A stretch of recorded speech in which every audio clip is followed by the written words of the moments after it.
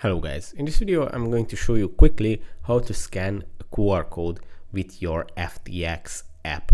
But first of all, I just want to mention, please don't forget to subscribe to my channel, because at 10,000 subscribers I'm going to show you my whole YouTube revenue statistics and my growth strategy, how to make money online. So let's jump into it. First, open the FTX app.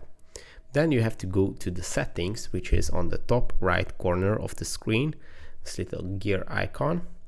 And when you tap on it, you will see this menu, and on the bottom of the list on the right side you will find the scan QR code icon. And if you tap on it, it's going to open up the camera of your device.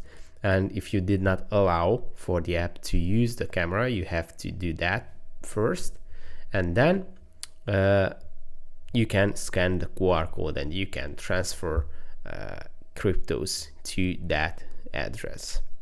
So that's it for this video. I hope it was helpful for you. If it was, please consider subscribing, and see you in the next one. Bye bye.